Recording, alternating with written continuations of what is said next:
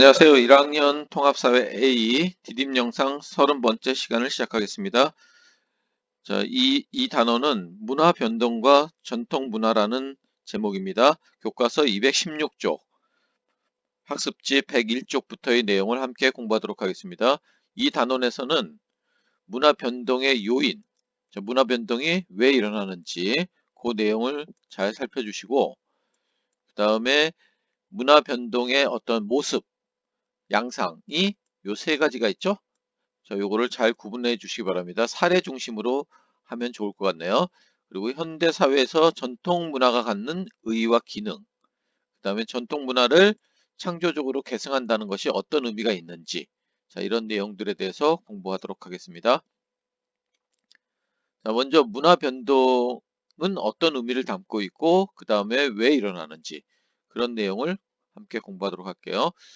자, 먼저 문화 변동의 의미는 한 사회의 문화가 그 사회 내적이나 다른 사회의 영향을 받아서 크게 변화할 때 우리가 그거를 문화 변동이라고 하죠. 그래서 새로운 문화 요소가 등장하거나 다른 사회와의 접촉을 통해 문화가 변화하는 현상.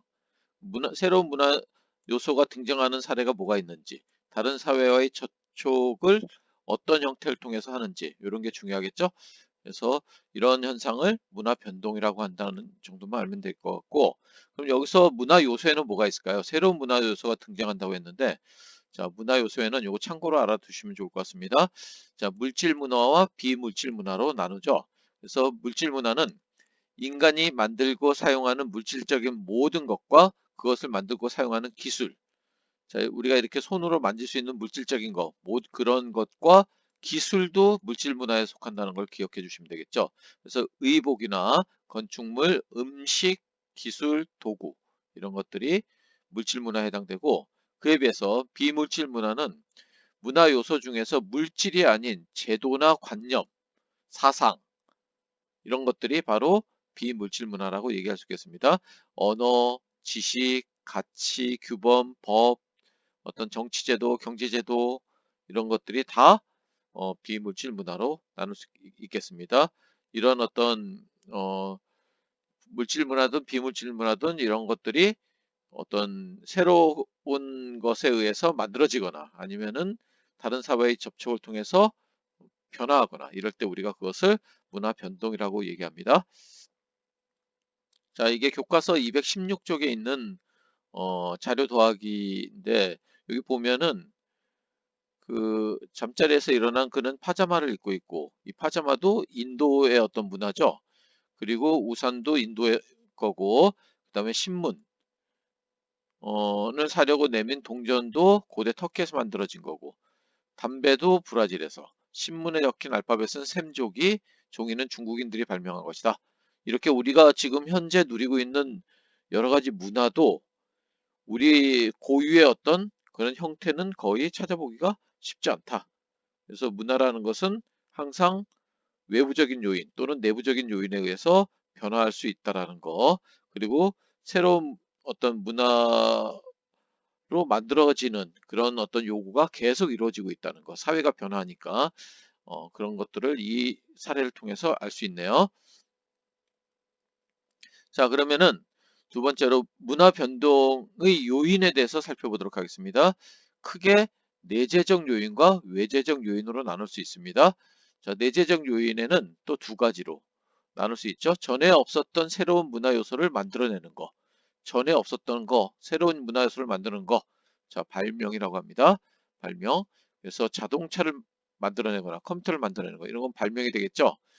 자, 그에 비해서 내재적 요인 중에서 이미 존재하고 있었지만은 알려지지 않았던 것을 새롭게 찾아냈을 뿐인 거. 이거는 발견이라고 하죠. 페니실린이라든지 이런 것들은 원래 있었던 거죠. 근데 그것을 알지 못하고 있다가 찾아낸 거죠, 새롭게. 그래서 그거는 페니실린의 발명이라고 안 하고 발견이라고 하는 거죠. 불도, 전기도, 석유도 마찬가지죠. 자, 그 다음에 문화 변동의 외재적 요인으로는 매개체나 인적 교류 등을 통해 다른 사회로부터 새로운 문화 요소가 전달되어 그 사회에 정착되는 현상을 바로 전파라고 얘기하죠. 전파에는 크게 세 가지로 나눌 수 있습니다.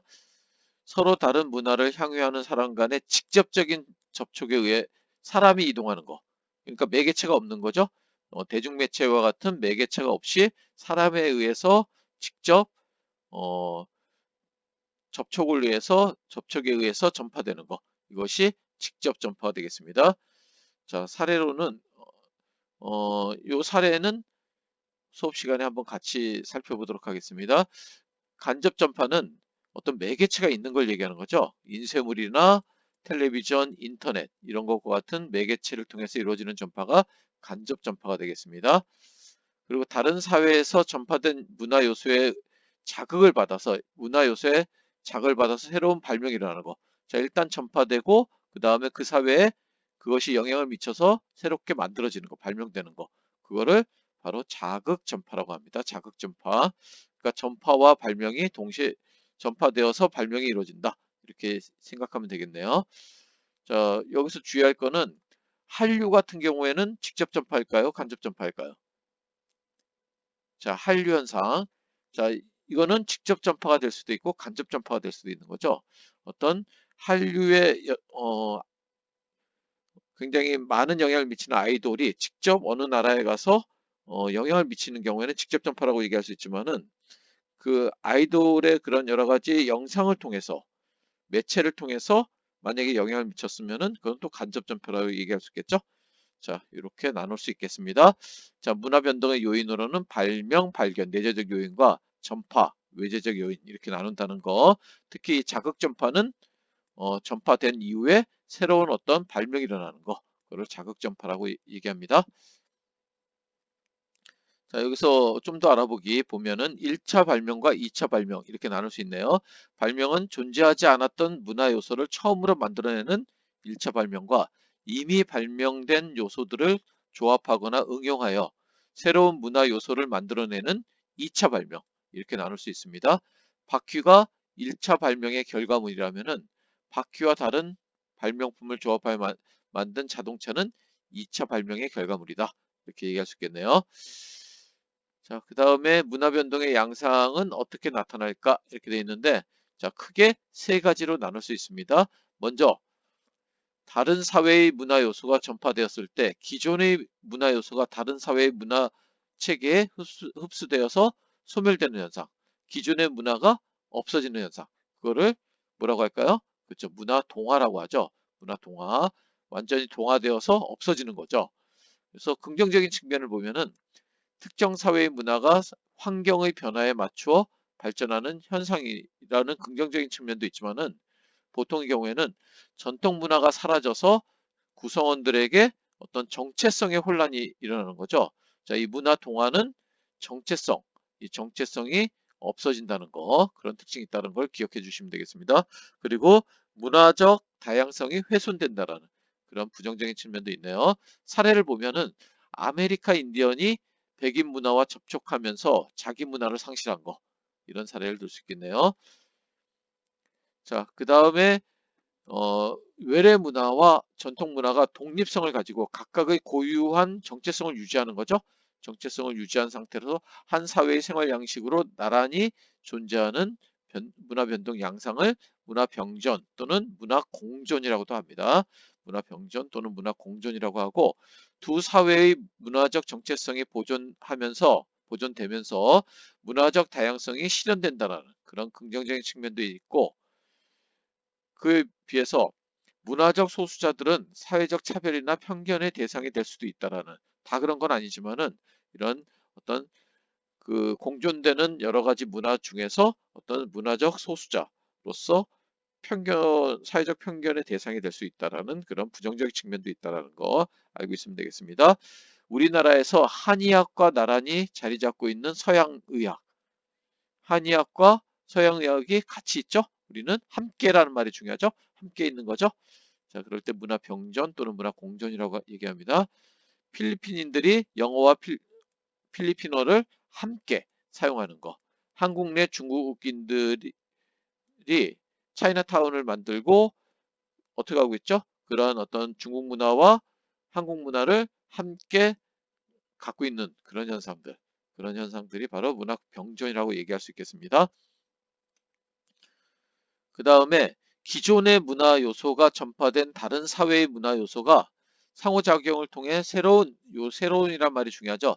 새로운 문화 요소를 만들어내는 거죠.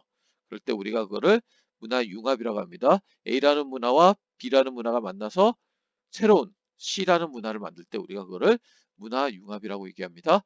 한 사회의 구성원들이 전통 문화를 바탕으로 외래 문화 요소를 해석하고 재구성하여 정착시킨다는 것을 보여주죠. 그래서 다른 사회의 문화 요소를 받아들일 때 자신의 문화적 정체성을 상실하지 않는다는 거, 꼭 기억을 해주시기 바랍니다. 그래서 문화적 정체성과 관련돼서 문화융합과 문화병존은 그런 정체성이 그대로 있다라는 걸 기억해 주시고, 그다음에 문화동화는 정체성이 없어지는 거죠. 자, 그런 차이가 있습니다. 자, 아프리카계 흑인들의 고유 음악과 서양 음악의 기술과 이론이 결합돼서 재즈 음악이라는 새로운 장르가 탄생한 거죠. 자, 이럴 때 우리가 그거를 문화융합이라고 얘기하죠. 강화도 성공의 성당이라든지 과달페 성모상이라든지 이런 것들이 예로 들 수 있겠습니다. 자, 문화 접변은 전파에 의해 둘 이상의 다른 문화가 장기간 접촉하여 문화 변동이 일어나는 현상을 문화 접변이라고 합니다. 그래서 이런 문화 접변을 통해서 접변의 결과 바로 이러한 문화 병존, 금방 얘기한 문화 융합, 문화 동화 이런 현상들이 나타난다는 거죠. 자, 요 교과서에 있는 내용을 다시 한번 다음 디딤 영상에서 설명하도록 하겠습니다. 수고했습니다.